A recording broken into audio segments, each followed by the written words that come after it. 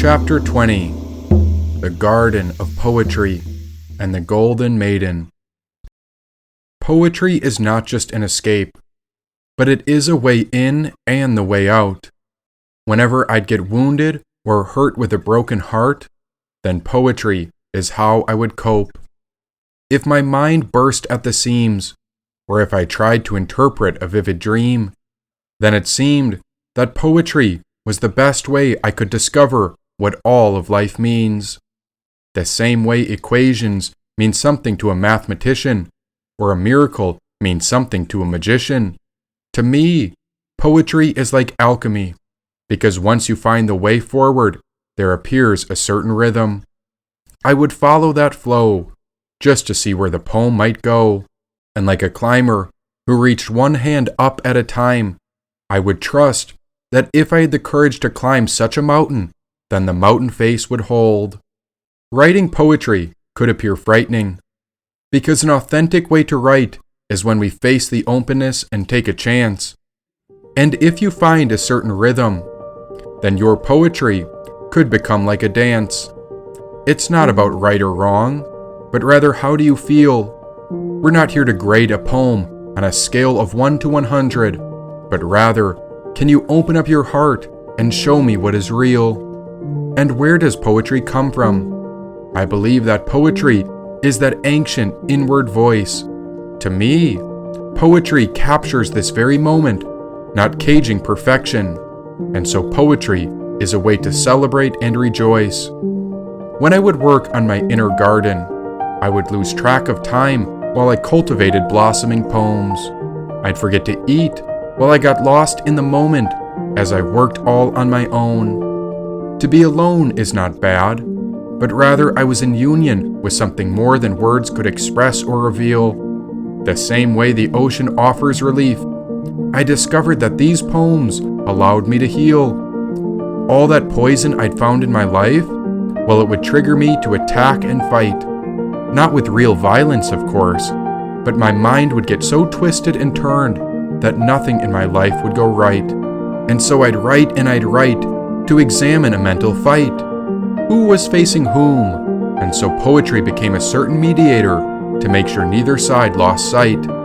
For quite some time it got dark, and I wondered why my poems would never quite bloom. But in a way I hadn't given them the proper nutrition, and that's when I took a step back from writing to examine the proper way to set up a writer's room. Now, since this was a garden with its walls, it was up to me to build this creative space, and for the first time in a long time, I shut everyone and everything out, for this garden was my perfect escape. Often we may strive for recognition, others may reach for money or fame, and of course I was human too, so I also experienced a pursuit aiming at how writing could lead me to personal gain. But the longer I went on, the more I fell in love with the words. I realized I love writing, and it didn't matter what anyone else thought, because I wasn't going to let the love of my life be deterred. I don't believe you can fail writing poetry, but a real writer can see through your words. They'll know if your poem or story has an ego in an instant, and in the same way, you'll know when a poem has a real heartbeat because the love will emerge. A poem can awaken you. A poem can be a war cry. And if you're Ernest Hemingway, all you need is 6 words, and then a poem can make you cry. For sale, baby shoes, never worn. In Dead Poets Society, there's a line that sums it up perfectly. And of course, it was Robin Williams who helped us see a bit more clearly. We read and write poetry because we are members of the human race. And the human race is filled with passion and medicine, law, business, engineering. These are noble pursuits and necessary to sustain life. But poetry, beauty, romance, love, these are what we stay alive for. Behind the walls of my garden, I was allowed to touch what my intuition felt. I would wonder about how life worked, and I'd contemplate the hand I was dealt. Have you ever planted a flower and watched it bloom? It doesn't yell or scream. It simply opens itself up to the world silently, and anyone willing to notice it is able to take in the meaning for free. The garden I built began to flourish, and I wasn't sure if it had been 10 minutes or 10 years. Whenever I would get lost in poetry, I'd forget about the poison in my life, and all that pain and suffering would seem to disappear. When I first started writing, I was stuck on a story titled Life with One Eye for about 5 or 6 years. I just couldn't get it right, and that's when I realized my poetry was held captive by fear. In that garden, I let myself express my highest nature, and it was there the virtue of my true calling set me free. I transmuted the pain, poison, and suffering into something I could not previously foresee.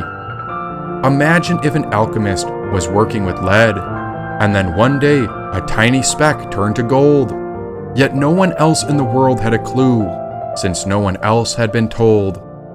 That's how I felt when the story clicked, when I realized I could transform anger into love, when all the pain I'd held onto for so long came to the realization that I could release the suffering if only I could forgive. With that breakthrough, the dam burst open.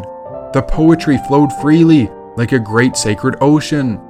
What I had discovered was that the poems had a life of their own, and I did all of this while I thought I was alone. But it often felt like there was someone or something watching that I had never known. I realized it was she who was listening, because I could feel her watching over in my mind. I didn't know who she was, since I'd been focused on the poems alone. But there I realized a golden maiden whispered in the wind from somewhere up high. I could not see her, but I could hear her words, and so the wind carried her intuitive voice when I paused to see what I'd heard. And so her voice whispered in the wind, I am longing for my lover, and he'll bring his poems too, for I also have been to hell and back, and so I'd like to tell you, my lover, what I have been through, whispered the golden maiden.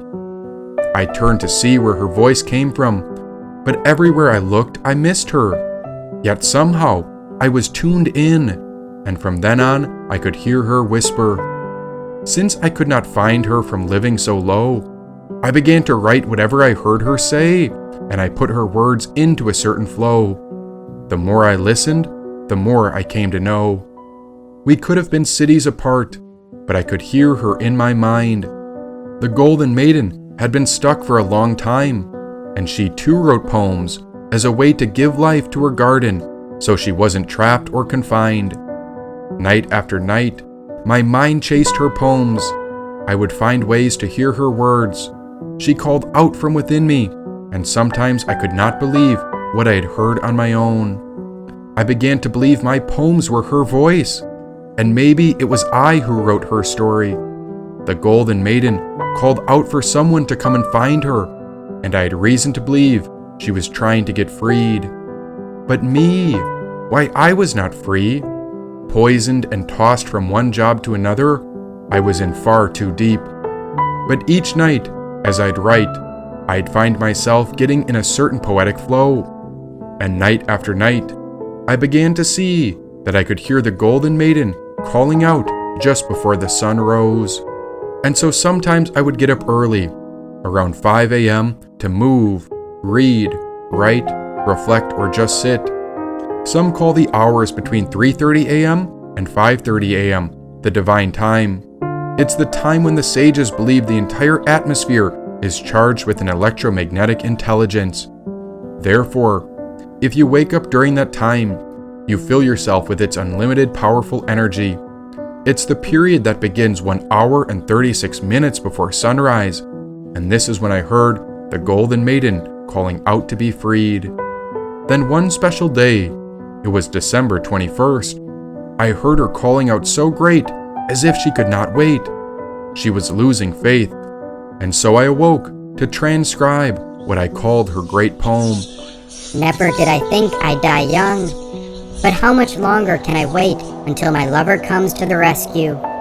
Royal rulers, great warriors, and skillful magicians ask for my hand in marriage, but none of them are you.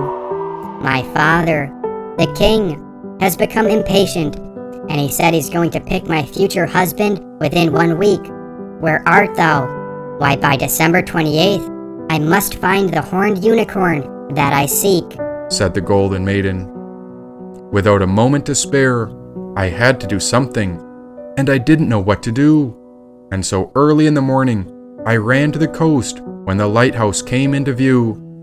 No one else was there, and I was on the very edge of the land. Please God, if you're out there, lead me upon the true plan. There within my tunic, while I wore the red turban over my head, I pulled out the flint stones, and I remembered I had 3 wishes that would be gifts from what Merlin had said. But if I chose incorrectly, or if I was not wise with my words, I would get my wish, but the wish could also turn into a curse. I dashed the flint together. I lit incense to make an offering. I took 3 deep breaths in, and now it was time to make a wish. Merlin the mage, the great and wise sage, I dash your flint together, so please listen carefully as you hear what this first wish has come to say. Bring forth the Golden Maiden's unicorn. Out of all the royal rulers, great warriors, and skillful magicians, bring forth her true lover. Reveal him in plain sight. Otherwise, I have reason to fear that the Golden Maiden may take her own life. While the incense burned, I bowed to the ocean and the lighthouse. I humbled my body flat in prostration as I brought my hands in prayer over my head as I laid upon the ground. May we rise with the sun. May we surrender to the moon. Come forth the unicorn. Come forth and emerge from your cocoon. Just as the sun rose over the horizon, it got extraordinarily hot.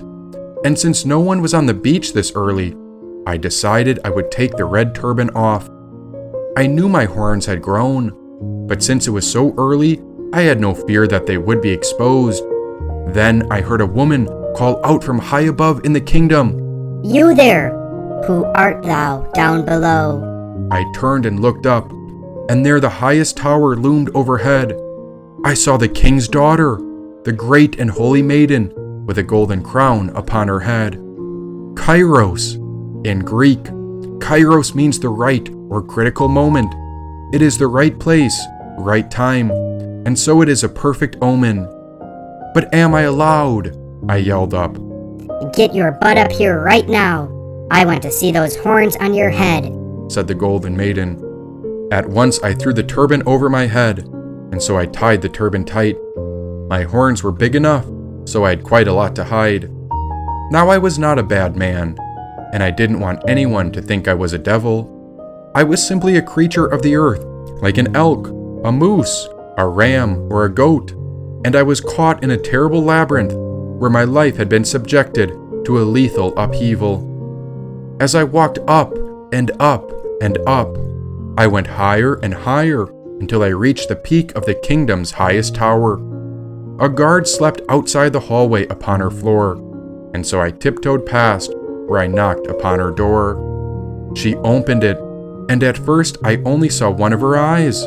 There she peeked out from within, as if she had to hide. Is it you? She asked. Who? Get inside, she said and yanked me in. There was a moment of silence, and I didn't know where to begin. I smiled so big when I got lost in her eyes. Well, where the hell have you been? She said. I've been working in a sacred garden, and before that, I was metaphorically thrown to the wolves. Some would say I've lost all I've gained, but I was never attached to material things in themselves. I followed the beat of my own drum, and while some say I walked into death, I found it as a fresh start, because just when there seemed to be no hope left, I found the path into the heart. I journeyed far and wide, and through the power of faith, I decided that I would not be denied. It's all worth it, just to get a glimpse of your eyes. Every part of life is an ecstatic experience that we retain. There is nothing we lose, but everything happens for our own gain. Life is love. and you are it. There is no part of life that we must resist. Everything in life is complete, even if it feels as if there is something we have lost. Why we enter into this world with nothing, and everything we feel, experience, and even that which we let go of is a gift that life has given to us, said the Golden Maiden. And what do you know about love? Love is you, and love is me. Love is a prison, and love is free. Love's what's there when you're away from me, said the Golden Maiden. Were all stars to disappear or die, I should learn to look at an empty sky and feel it's totally sublime, though this might take me a little time. Hope is the thing with feathers that perches in the soul and sings the tune without the words and never stops at all. And sweetest is the gale, is heard, and sore must be the storm that could abash the little bird that kept so many warm. I've heard it in the chilliest land and on the strangest sea, yet never in boundary it asked a crumb of me, she said. And so I reached into my tunic, and there I revealed the firebird's feather. I heard you calling out for a certain lover, and so this gift is a feather that comes from a great phoenix. But a simple noun does not do this magnificent bird justice. This bird pulls us out of despair, and to heaven it lifts us, I said while I gave her the feather from my heart. And the moment I set it in her hand, I felt my heart begin to surge. It opened wider and wider, and now a certain poison from a dark abyss began to attack me the more I fell for her. At first I nearly fell, but it was adoration that held me up. Just a glimpse of her eyes was the strength I'd been waiting for a simple glimpse was enough. If I can stop one heart from breaking, I shall not live in vain. If I can ease one life from aching, or cool one pain, or help one fainting robin unto his nest again, I shall not live in vain, she said. It was clear that she understood that someone's life is worth more if they are concerned with helping others, and that is why a rare woman like this is the ultimate and selfless lover. Till love gives in and speaks in the whisper of art, dear heart, how are you like this? There is a garden in her face, her lips, 2 lips, the gardener waits. Love is the interior to life, posterior to death, initial of creation, and the exponent of breath, said the Golden Maiden. She walks in beauty, like the night, of cloudless climes and starry skies, and all that's best of dark and bright. How did you find me? She asked. Now she came close, and her arms wrapped around my neck. She was so close, close enough for a kiss. 2 roads diverged in a yellow wood, and sorry I could not travel both. And be one traveler, long I stood, and looked down one as far as I could, to where it bent in the undergrowth, then took the other as just as fair, and perhaps the better claim, because it was grassy and wanted wear. Though as for the passing there, had worn them really about the same, and both that morning equally lay in leaves no step had trodden black. Oh, I kept the first for another day, yet knowing how way leads on to way, I doubted if I should ever come back. I shall be telling this with a sigh.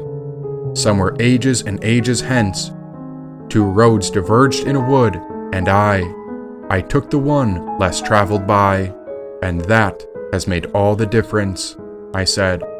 She leaned in when I puckered my lips and closed my eyes. Her hands reached around me tighter, but I did not find her lips to my surprise. A moment later, her hands pulled off the red turban from my head. She backed away, and I could not bear the embarrassment or dread. With a heavy head, I looked down to the floor. I was a beast of the earth, and now she knew I was just a lowly creature. My unicorn, where have you been?